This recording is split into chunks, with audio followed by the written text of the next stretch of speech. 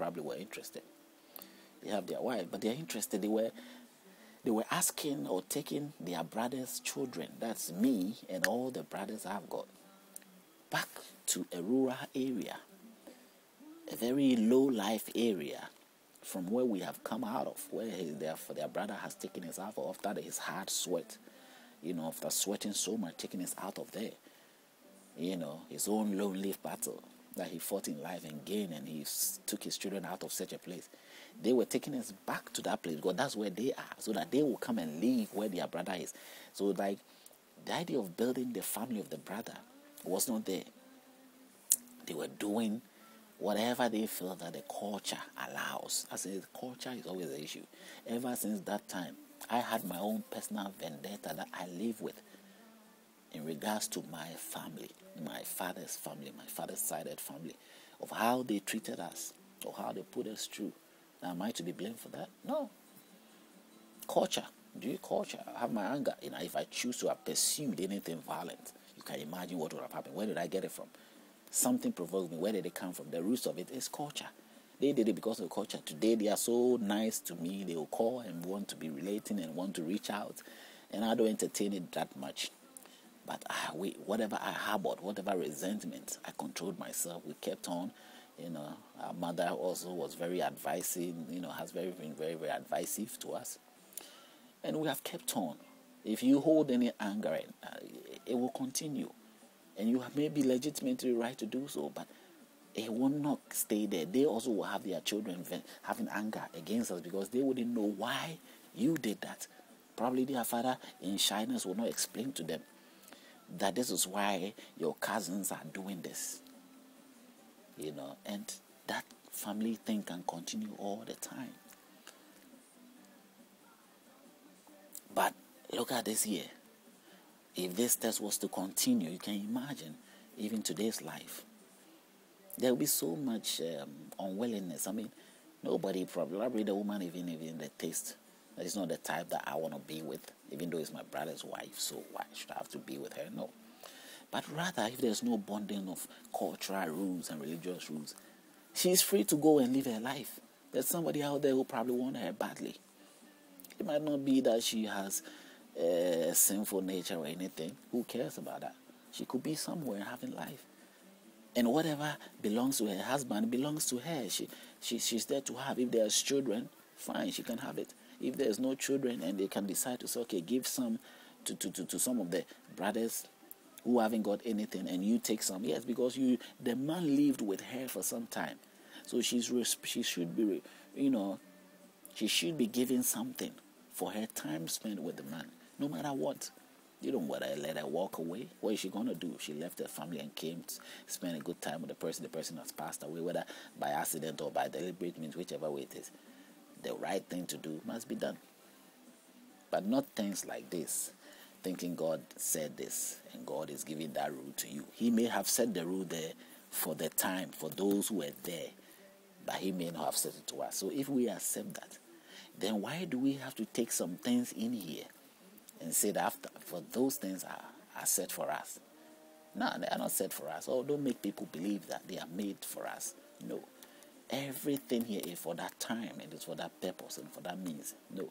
But I know there are statements that talks about generations like the third generation, the fourth generation. We consider ourselves to be in this kind of generation, so definitely the words are talking about us, and all those predictions something to do with us. So maybe it's about us. It's not about maybe or not. If it is about us, it's going to be about us, whether you like it or not. But when you read these things and you know that your life is not in accordance with this, it is wrong to sort of portray to anybody or to yourself or to anybody as if that is what is going on.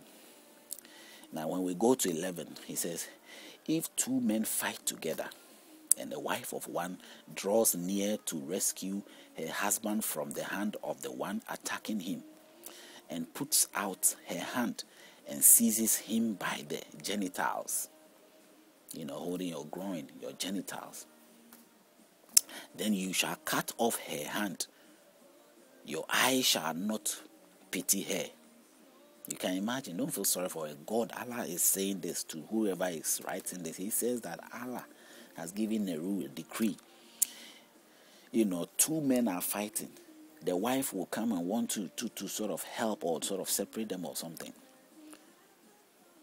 The wife of one draws near to rescue her husband from the hand of one attacking him, and put out her hand and seizes him by the groins.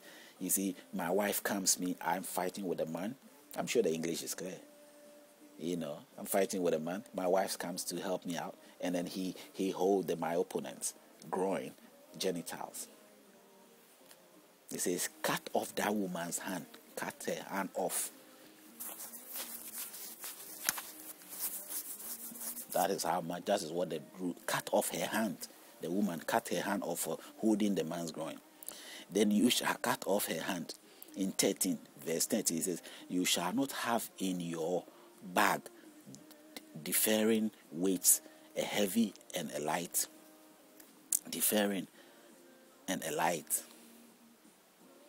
You shall not have in your bag differing weights, a heavy and a light. You shall not have in your house differing measures, a large and a small. You shall not have a perfect and just weight, a perfect and just measure, that your days may be lengthened in the land which the Lord your God is giving you. For all who do such things, all who behave unrighteously, are an abomination to the Lord your God. You shouldn't have what? A perfect and a just weight. A perfect and a just measure. That your days may be lengthened in the land which the Lord your God has given you. You shall not have your bag differing weights, or heavy and light. Differing what weights? A heavy and a light.